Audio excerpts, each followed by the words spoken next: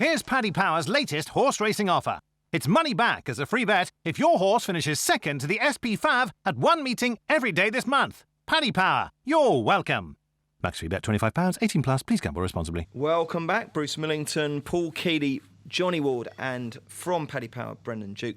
It doesn't look the most stellar Saturday, and likewise the Sunday. There's no huge names or massive races, but there's group action at Naas. 4:15, the Bar 1 Racing Lacken Stakes over 6 furlongs. And Johnny, perhaps you could get stuck into that one and give us the winner. Yeah, this is a good race. I think it is probably the race of the day. It was won last year by Anthem Alexander, of course, who was a very good filly for Eddie Lynham. And I think Washington DC may well take the beating. He, like Anthem Alexander, is bound for the Commonwealth Cup, and I was impressed with him last time when he won at Navan, which would be a very similar track to Naas. I thought he travelled like a very good horse, and he's slightly further up in trip, which should be no problem at all to him. Smash Williams was a very good 2-year-old, but he's coming back after a heavy defeat at Maison Lafitte when last seen, and I think it'll take a hell of a performance to beat Washington DC, to be quite honest with you, and I think he has a chance in the Commonwealth Cup as well. Splendid. Brendan Duke, what's your verdict on this particular heat? Well, I think it's a right good card. I have to say, I think it's a lot better card than I was expecting. I'd say Washington DC does look solid. It was probably the ground in Ascot that got him beat. It should be decent ground on Sunday. It's a lovely sunny day here today. Acclaim is interesting that Martin Meade steps him up into this company. So he could be interested, but Washington DC would probably be too good. Keels, do you want to have a crack at this one? Oh, I really like Smash Williams' first 2 starts last year. I don't know what happened in France. I mean, it shouldn't have been the ground because it was soft when he won the time before, but he just didn't show up there. It was too bad to be true. I think he's still got a lot of potential. I'd probably give him a go, but, to tiny stakes. OK, 3 other listed races. Take it away, starting at the 2:35, Johnny Ward. Yeah, this is quite a deep race, Bruce, and I like Yufton. I was taken by his performance last time. Maybe Sir Isaac Newton wasn't quite at his best that day at Dundalk, but Yufton was very impressive, I thought. Conor King gets on well with him.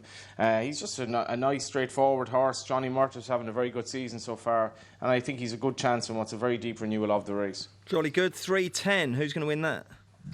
I'm a big fan of Psychedelic Funk. He's one of 2 horses, I think, on the card by Choisir that have a very big chance, 2 2-year-olds. He absolutely bolted up on his second start at Naas. He was actually in danger of being challenged by ambiguity at one stage, it looked, and then he pulled 6 lengths away. He beat a very well-touted horse on debut. And I was a little bit disappointed with Peace Envoy last time. Peace Envoy was beaten by King Electric at the Curragh, and I have a feeling that they'd reckon, Psychedelic Funk is better than his stablemate King Electric. Lundy wasn't overly impressed with Leopardstown, so I think Psychedelic's form simply is the best in the race. OK, so in the 3:40, can anything collar Cuff? Yeah, possibly. I think Cuff, she was a very early Galileo. She ran in a 5 furlong race very early in the season, which would be unlike her, and obviously came on from that to win last time. Wasn't overly impressed, though. And Yulong Baby was much more impressive, very pleasing on the eye when she won at Dundalk. I was there that night, and Michael Halford seems to think quite a bit of her. She's by Choisir, and I think she's interesting. Another horse, Spiring, running for the Now or Never connections, won at Cork, but this looks a hell of a lot tougher. So I'm with Yulong Baby. I think she's very promising. And Johnny, how many bets do you think you'll have on that Naas card in all? Roughly. It would be sort of my type of card. I'm going to say about 2 or 3. Okay, well, if you could only have one, who would it be? If I could only have one, I really can't see beyond the Lions horse Psychedelic Funk. I think he's very good in the 3:10. OK, and Brennan, you must have a few views on these supporting races at Naas. Well, I certainly do, Bruce. It's a card I'm really looking forward to. Are you going? I'm not, unfortunately. I'm working. Had I known, well, I had it last weekend off, so I suppose I can't complain too much. But had I known it was going to be this good, I would have pitched harder to get it off. But anyway, Anamba runs in the 2:35. Now, this was just a big shell of a filly last year. I'd say she's going to have a really good year this year. And she was actually entered in the Guineas, and he pulled her out because of the soft ground. So the ground should be fine for her. She should come forward a lot as a 3-year-old. I expect her to win. I think, like Johnny, I think it's fascinating this Psychedelic Funk is running, because was it the Capella Sansevero they got $1 million for in the pre-Ascot sale, Johnny? 1.3 million, I think. Was it one? Well, this horse must be worth 1.3 million by that logic, at least in that sale. and they're willing to. I believe they've already turned down. I actually believe they turned down quite good money for him after his debut. Not to mind his second start, which was even more impressive. Yeah, no. I mean, he just looks. He looks a serious tool. I mean, himself and Caravaggio look the standout Irish 2-year-olds so far. So the fact that they're willing to risk him, they're obviously just trying to augment his value for this pre-Ascot sale. And I fully expect him to win. And a proper name as well. More horses should be called great things like Psychedelic Funk, shouldn't they? Brilliant. Yeah, I like it. And what about the 340? It's a fair point Johnny makes about a Halford horse winning first time up. It was a terrible maiden, though, wasn't it? Well, you don't really know. There was so little form on offer. I think the Lions horse was first time out, hadn't missed a break. Obviously, the horse that was third of Prendergast probably hadn't shown a lot. I do think he likes her quite a lot. I mean, you can definitely say that Cuff ran in a better race, but she was far less impressive, I suppose. Yeah, well, I'm looking for some inspiration in that race, so I'll row in with Johnny with the Yulong Bow Bye. Lovely stuff. Okay, chaps, what's the weekend plans? Kills, what are you going to be doing? I've absolutely no idea. I was hoping to go racing, but I've got to go 200 miles at least to go for an afternoon meeting. Yeah, I saw you.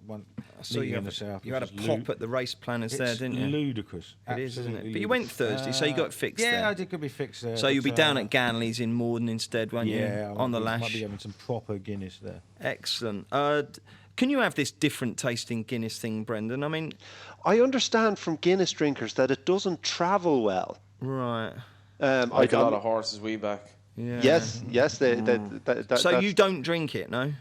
I don't drink it. I find it's a bit of a meal, isn't it? Yeah, that's exactly what I say. It's richer than a Christmas meal and takes as long to prepare.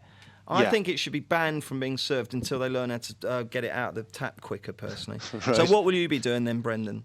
Well, I'm working. I'm going to Harold's Cross tonight. There's a clash of the Titans, the two best sprinting dogs in Ireland. One of them is owned by one of my colleagues, so I said I'd go down and support him, so I'm going to do that. And then I'm working 8 o'clock both days, Saturday and Sunday, which is a bit grim. Harold's Cross is closing soon, isn't it? Hasn't it got the death knell hanging over it? I don't know. I'd imagine it'd be ripe for development, actually. It's a leafy suburb. Right by the canal there. Yeah. Lovely. Yeah. And Johnny Ward, where have we got you? Which far-flung locations are you going to be reporting from? I'm not reporting from either venue this weekend, and both of them are quite convenient. I've been sent to such places as Sligo and Limerick Junction this week, so I'm slightly fatigued from the racing, actually. Came back quite late from the races last night, so I might take a little break. But just with regard to the Guinness, it's manifestly true, Bruce, that you can get wide variances in how it tastes, and what specifically is true in Ireland. I mean, Guinness abroad is a complete no-go for me. I'd never drink it really outside of Ireland. It just tastes completely different. But in Ireland itself, if you have a bar that serves food, for argument's sake, if you get milk in a glass that goes into the washing system, that completely screws up the taste of the Guinness. So what you'll find is that the Guinness tastes better basically in pubs that doesn't serve food, in old man pubs, and I tend to frequent a few of them, so they tend to serve nice Guinness. Sweet Jehovah, Guinness is more temperamental than Palisader. It is, isn't it? Yeah, before yesterday. Absolutely. Well, I must admit, there's plenty of things that I wish I did imbibe, but can't because I get addicted to them. But Guinness is not one of them. It's the world's greatest drink. Oh, Jesus! You need to have one proper session of it, like for your 4 or 5 pints, and if you're not sold by then, you probably won't be sold. There's no way I could drink 5 pints of Guinness. I would be crying, asking for my mum, everything. I'm a total lightweight these days. Anyway, I've seen Paul Keeley do that on a cigarette break, 5 pints of Guinness. Kills, what would be your record this year, do you think, of most pints of Guinness drunk in one day? Oh God, I don't know. 16, something like that. It's a good effort. Right, okay, thank you, chaps. Well done. Have a lovely weekend. We're back on Monday to review the action, and we've got 2 more postcasts next week. We've got Thursday, we've got the Oaks special, and on Friday we'll be looking ahead to the Derby, so join us for them. The Racing Postcast in association with Paddy Power. They stream all UK and Irish racing live on your mobile, tablet or PC.